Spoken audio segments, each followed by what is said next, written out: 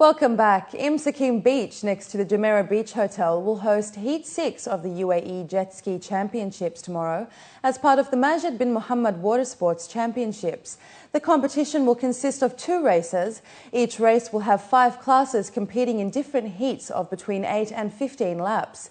There will also be a 2-minute freestyle section offering spectators a range of gravity-defying jumps and demanding turns.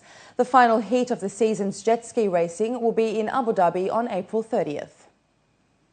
Jose Mourinho stayed on course to become the first coach to win the Champions League with 3 different clubs, as Real Madrid beat Tottenham Hotspur 1-0 on Wednesday to seal a 5-0 aggregate route in the quarter-finals. The All-Spain semi-final for April 27 and May 3rd was confirmed when Ronaldo scored one of the softest goals of his career. Spurs keeper Gomes allowed a long-range shot to bounce out of his hands in the 50th minute and then failed to retrieve the ball. Real will now play Barcelona 4 times in a 17-day spell, starting with Saturday's top-of-the-table La Liga clash and next week's Kings Cup final. Mourinho could be the first manager to win Europe's top competition with 3 different clubs and also the first to retain the trophy he lifted last season with Inter Milan. Mourinho told British channel ITV that Manchester United are favourites in the other semi against Schalke 04. He refused to predict anything until the 2-leg tie against Barcelona is over. I don't speak about the final because it's a hypothetical situation. We don't know if you are going to be there. We respect opponents. We are the kind of club that respects opponents and doesn't speak about finals when you have an opponent that you respect in semi-finals. FIFA President Sepp Blatter is currently touring El Salvador as part of his visit through Central America. Blatter's visit comes 2 months before he faces a June 1 election challenge from Asian Football Confederation President Mohammed bin Hammam for the FIFA presidency. He had a joint news conference with the president of the Salvadorian Football Federation, Carlos Mendez.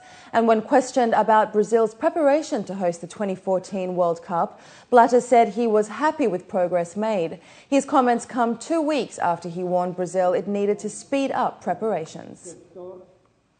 Rafa Nadal dazzled Finland's Jarkko Nieminen with his all-round game in a comfortable 6-2, 6-2 win in the Monte Carlo Masters second round on Wednesday, while Andy Murray finally won a match. Nadal, playing his first match of the year on his favoured surface, will next meet France's Richard Gasquet in round 3. Third seed Murray had lost his opening match in each of his last 3 tournaments since his Australian Open final defeat by Novak Djokovic, but he easily broke the streak with a 6-1, 6-4 win over Radek Stepanek. Sure, it was a good start for me. Come back to this court and to this club always is a fantastic news. Once seriously start the tournament, winning like this is a very positive thing. And I know tomorrow we're going to have a difficult match, but happy about the victory of today. I've been pressing hard to get ready for the tournament and started the match very, very well. Really went for my shots, made him do a lot of running and a little bit tentative towards the end of the match, which maybe let him back into it a bit. But for the first match on clay, it was almost perfect. And in other news, German ambassador to India, Thomas Matusek, has bestowed a grant of $9.6 million for the conservation of a medieval-era tomb in New Delhi. In a bid to restore the 17th century Chausath Khamba, Germany signed an agreement with the Aga Khan Trust for Culture on Wednesday. The tomb has suffered severe decay due to excessive water seepage and poor repairs. The conservation work is part of a not-for-profit project of the Aga Khan Development Network, and the tomb's restoration will take 18 months to complete. The German contribution is a financial contribution, but it's also a very symbolic political contribution, because when we start in this summer the year Germany and India, Infinite Opportunities, we hope that some of the cultural activities can be taking place here to underline the importance of what we do together. And finally this evening, the music and entertainment industry in the UAE is seeing many emerging homegrown artists coming up recently. Among them is Dubai homegrown singer S1, now in his late teens. He says he wants to take his music to the next level and aspires to see Dubai break through the international music scene and top charts with his music. Our correspondent Khadija Salih has more.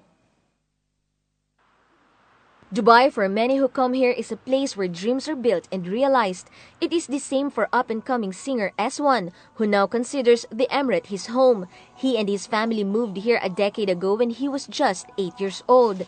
He says the Emirates' international community and culture led to the discovery of his passion for music and singing, which changed his life forever. His big break came when he was barely 17, which saw the release of his debut single, Fake Love, featuring US rapper and singer Flo Rida. I'm really trying to put the music industry, which is a little weak here, to put it out in an international base and level, put it down on the top 10 charts internationally. I want to represent this country, so I'm never going to leave it, no matter what. According to his manager, S1 has remained unchanged by his rising popularity. Given his talent and charisma, she says he is bound for success. As of this moment, Dubai is growing in where the music industry is concerned. The government is also, supporting a lot of teenagers who are coming up with it. In terms of S1, I've always seen that he's believed in what he does. He's achieved it on its own. It's not been an easy ride for him that, he just got everything ready. He's put in a lot of hard work, considering, boys his age do a lot of different things, but he was focused. And I think that's going to be one reason I don't see why he shouldn't be successful. The 18-year-old pop singer and songwriter already have his own following as well as critics. However, he says he is not easily daunted and is determined to keep his fans proud, beginning with his new release, Taking Off. Born Sherdayani to his Afghan parents in Germany and brought up in Dubai, he says he is proud of his heritage, and while the constant travels abroad may be appealing, coupled with the other trappings that come with fame and fortune, S1 says his heart belongs right here, where he discovered music and is now living the dream. Khadija Salih, 7 National News. The Weather Bureau has put out a rough sea warning and also advising motorists to watch out for blowing sands in open spaces on Friday, which will cut down visibility. So let's take a look at the local and international weather forecast for the start of the weekend.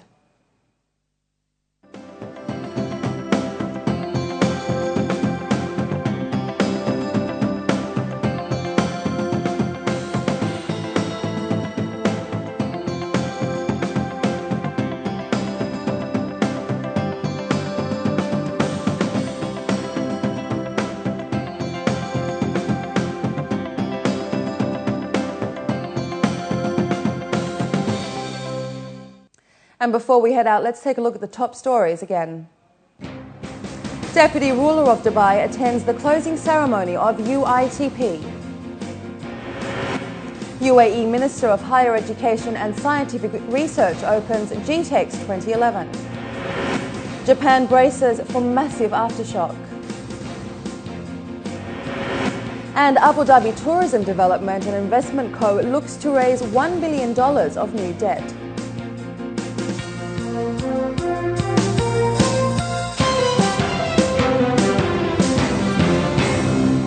Well, that brings us to the end of the bulletin. As always, we love to hear your comments. You can contact us at news@city7tv.com or by calling us on 04367 2230, and do join our Facebook page.